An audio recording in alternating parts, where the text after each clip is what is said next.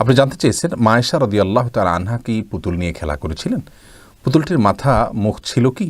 ইসলামের দৃষ্টিতে বাচ্চারা পুতুল নিয়ে খেলা করতে পারবে কি না, ব্যাখ্যা সহ জানতে চাই।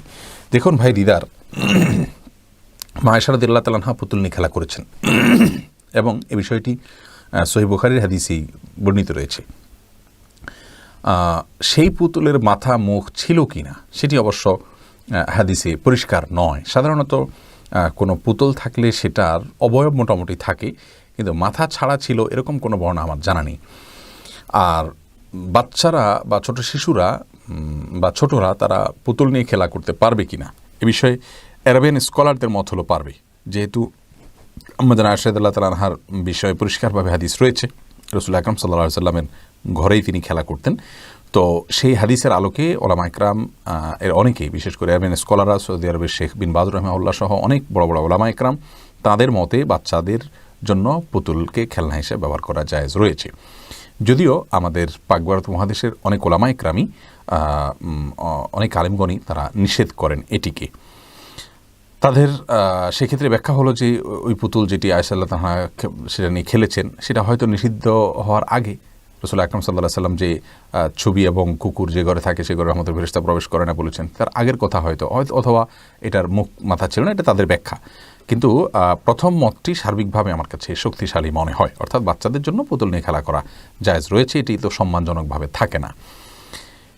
এরপরে রাজন আলী আপনি জানতে চেয়েছেন দাড়ি রাখার বিধান কি, দাড়ি কতটুকু লম্বা রাখা যাবে, দাড়ি সাইজ করা যাবে কি না, যারা ক্লিন শেভ করে তাদের পরিণতি কি? ভাই রাজন আলী অনেকগুলো প্রশ্ন করেছেন। দাড়ি রাখার বিধান হলো ওয়াজিব, আবশ্যক পুরুষদের জন্য দাড়িকে ছেড়ে দেওয়া, দাড়িকে লম্বা করা, এটা নবী আলাইহিস সালামের নির্দেশ এবং এটা ন্যাচারাল আল্লাহ রাব্বুল আলামিনের পক্ষ থেকে দেওয়া সুনানুল ফিতরাহ যেটাকে বলা হয়েছে, অভ্যাসগত এবং সৃষ্টিগত সুন্নাহ সমূহের মধ্যে থেকে একটা হলো পুরুষরা দাড়িকে লম্বা করা।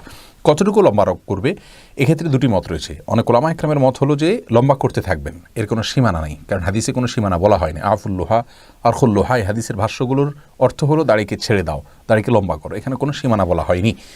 যদিও অন্য ওলামা ইকরাম বলেছেন যে এক মুষ্টির পরে চাইলে কেউ কাটতে পারে, কাটতে হবে এমন কোনো কথা নেই, লম্বা করতে হবে এটি হলো মুখ্য। এক মুষ্টির আগে আর কাটার কোনো অনুমোদন কোনো স্কলারের মতেই নেই। এক মুষ্টির পরে আব্দুল্লাহ ইবনে ওমর বা আবু হুরায়রা রাদিয়াল্লাহু তাআলা আনহু কেটেছেন হজের সময়, এটি সহিহ বুখারীতে বিশুদ্ধ হাদিস দ্বারা প্রমাণিত। আর এর বাইরে দাড়িকে সাইজ করা, ছোট করা এটা জায়েজ নেই। ক্লিন শেভ করা এটা গুনাহের কাজ, নবী আলাইহিস সালামের কথার খেলাফ করা সরাসরি, এবং এটি স্বাস্থ্যের জন্য ক্ষতিকর। ভাই আব্দুল্লাহ আপনি জানতে চেয়েছেন বিসমিল্লাহ বোঝানোর জন্য 786 লেখা কি জায়েজ আছে? না ভাই, বিসমিল্লাহ বোঝানোর জন্য 786 লেখা জায়েজ নেই। প্রথমত বিসমিল্লাহির রহমানির রহিম এটার কোনো আপনার বিকল্প কখনোই হতে পারে না 786, যার কারণে 786 এটা লিখে বিসমিল্লাহির রহমানিরকে বোঝানোর চেষ্টা করা উচিত নয়। দ্বিতীয়ত হলো যে আমরা এক বক্তব্যে বলেছি যে আসলে এই যে আপনার আরবি বর্ণের একটা মান বের করে সেটা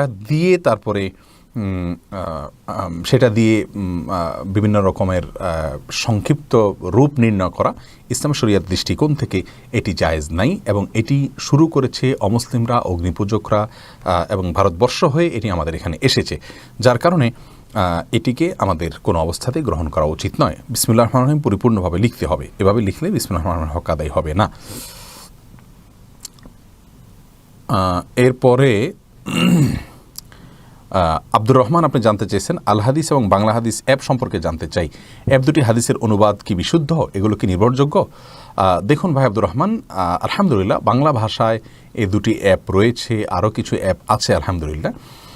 এগুলো আমাদের জন্য মন্দের ভালো, অর্থাৎ এগুলোর চাইতে ভালো কোনো অ্যাপ আর আমাদের জানা মতে নেই বাংলা ভাষায়।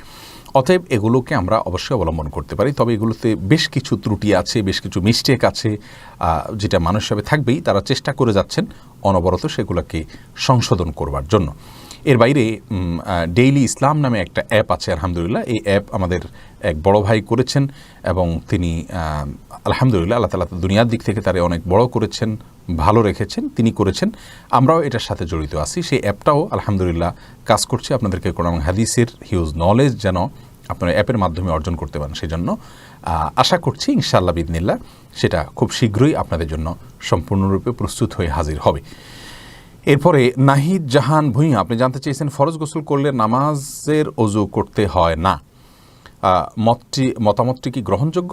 দেখুন, ফরজ গোসল করলে নামাজের ওযু করতে হয় না, এটি গ্রহণযোগ্য তখনই যদি ফরজ গোসলটা আপনি সুন্নাহসম্মত উপায়ে করেন, অর্থাৎ শুরুতে ওযু করলেন এরপরে গোসল করলেন, এরকম যদি হয় তাহলে সেক্ষেত্রে আপনার জন্য আর আলাদা করে করার প্রয়োজন নেই, আপনার জন্য আলাদা করে আর ওযু করার প্রয়োজন নেই। সুন্নাত পদ্ধতির গোসল হলো শুরুতে আপনি 2 হাতের কবজে পর্যন্ত ধৌত করলেন, 3 বার কুলি করলেন, নাকে পানি দিলেন, মুখ ধুলেন, হাত ধুলেন, মাথা মাসা করলেন, এরপরে গোসল করে তারপরে শেষে পাও ধুয়ে আপনি বের হয়ে গেলেন, তাহলে এই গোসলের পর আর আলাদা করে ওযু করার প্রয়োজন নেই। এটি হলো সঠিক মত। মাহিন হোসাইন কেসি আপনি জানতে চেয়েছেন নাবালেক শিশু মারা গেলে তার বাবা মা বিনা হিসাবে জান্নাতি, এই কথা কতটুকু সত্যি? সহিহ হাদিস এবং কোরআনের আলোকে জানাবেন। ভাই মাহিন, এটি সম্পূর্ণ ভুল কথা, ভ্রান্ত কথা। বাবা মা মারা গেলে বিনা হিসাবে জান্নাতি এরকম কোনো কথা কোরআন হাদিসের কোথাও বলা হয়নি।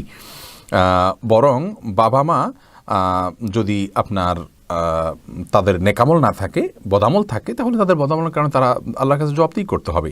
লাইসা লিল ইনসানি ইল্লা মা সাআ, মানুষ যা করবে তাই পাবে, আল্লাহ তাআলা কোরআনে কারিমে বলেছেন। যার কারণে সন্তান মারা গেলেই তার পক্ষ থেকে এটি আপনার নেকামল হিসাবে গণ্য হয়ে যাবে, ব্যাপারটি এরকম নয়, এটা সম্পূর্ণ ভুল ধারণা।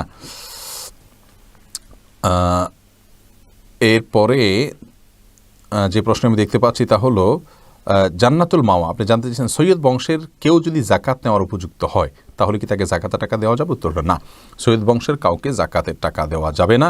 সৈয়দ বংশের কেউ যদি হয়, অর্থাৎ রাসূল আকরাম সাল্লাল্লাহু আলাইহি সাল্লামের বংশেরই হয়, সত্যি রাসূল আকরাম সাল্লাল্লাহু আলাইহি সাল্লামের বংশের হয় এবং রাসূল আকরাম সাল্লাল্লাহু আলাইহি সাল্লামের বংশের লোক হওয়ার বিষয়টি মোটামুটি যদি প্রমাণিত হয় তাহলে সেক্ষেত্রে তাকে জাকাত দেওয়া যাবে না। তিনি অভাবী হলে তাকে সাধারণ দান করতে হবে, এমনি ডোনেশন করতে হবে, জাকাতের টাকা তাকে দিলে গুনাহ হবে, জায়েজ হবে না, তার জন্য নেওয়াও জায়েজ নেই, তার জন্য এটি হারাম। আহমেদ হোসেন জানতে চেয়েছেন নেতারা যত কথা বলেন তার মাঝে মিথ্যা কথাও বলেন, তা নিয়ে সমালোচনা করলে গীবত বা অপবাদের গুনাহ হবে? দেখুন, নেতারা মিথ্যা কথা বললে তাদের গুনাহ হবে, কিন্তু তাদের সেই কথা সমালোচনা করার মধ্যে যদি জাতীয় কোনো স্বার্থ জড়িত থাকে, অর্থাৎ তারা এমন কোনো কথা বলছেন যার সাথে মানে জাতির স্বার্থ সম্পর্ক আছে, তাহলে সেক্ষেত্রে সেটি অবশ্যই নিষিদ্ধ এবং নাজায়েজ, সেটি অবশ্যই জায়েজ রয়েছে। কিন্তু যদি জাতীয় কোনো স্বার্থ না থাকে, ম্যাক্সিমাম ক্ষেত্রে এগুলো আমাদের ব্যক্তিগত রেশারেশি থেকে হয়ে থাকে, যার কারণে এগুলো জায়েজ নেই এবং গুনাহের কথা।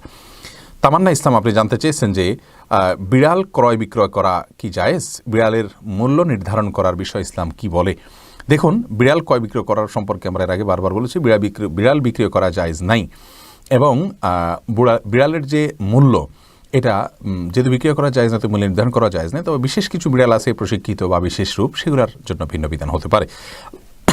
এরপরে লাকি আলী আপনি জানতে চেয়েছেন আমার স্বামী 10 বছর ধরে দেশে আসে না, আমার কোনো বাচ্চা নাই, ওনার আসার কোনো চিন্তাও নেই, এই বিষয় নিয়ে আমি চিন্তা করতে করতে অসুস্থ হয়ে পড়েছি, এভাবে বিদেশে পড়ে থাকা ইসলাম সম্পর্কে ইসলাম কি বলে? বোন লাকি, আপনার স্বামী যে কাজটি করছেন, কোনোভাবে যদি আপনি তাকে আমার এই কথা শোনাতে পারেন তাহলে শোনার ব্যবস্থা করবেন। তিনি সম্পূর্ণরূপে একটি হারাম কাজ করছেন এবং গুনাহের কাজ করছেন। আপনি তাকে জানিয়ে দিবেন যে স্ত্রীর অধিকার আদায় না করে বা বিদেশে পড়ে থাকা এটা হারাম, কোনো অবস্থাতে জায়েজ নেই।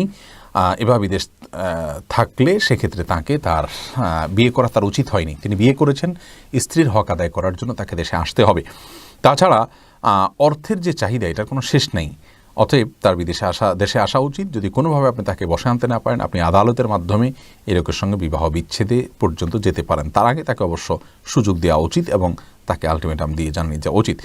জান্নাতে আইডি থেকে জানতে চাচ্ছেন হিংসা করা থেকে কিভাবে বেঁচে থাকবো? দেখুন, হিংসা থেকে বেঁচে থাকার জন্য যার প্রতি হিংসা হয় তার প্রতি আল্লাহর করুণা হয়েছে এ কথার কল্পনা করবেন। এটি আল্লাহর ডিসিশন, আল্লাহ তাকে নেয়ামত দিয়েছেন। আপনি তাকে হিংসা করলে তার কোনো নেয়ামত তো কমবে না, বরং আপনি ক্ষতিগ্রস্ত হবেন এবং আপনি গুনাহগার হবেন। এই কথার কল্পনা করবেন এবং এই কথা আপনি ভাববেন, ইনশাআল্লাহ এর মাধ্যমে আপনারকে আল্লাহ রাব্বুল আলামিন হিংসা থেকে মুক্তি দিবেন। আপনার নিজের মধ্যে যদি হিংসা হয় অন্য কারোর প্রতি, অর্থাৎ তাকে আল্লাহ তাআলা নেয়ামত দিয়েছেন, আমি তাকে হিংসা করা মানে হলো আল্লাহর দেওয়া, আল্লাহর ফায়সালাকে আমি মেনে নিতে পারছি না। এটি অত্যন্ত ডেঞ্জারাস একটি বিষয়।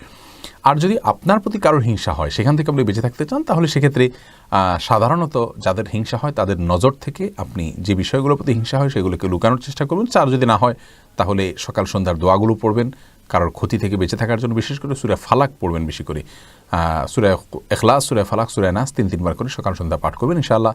সেখানে বিশেষ করে সূরা ফালাকে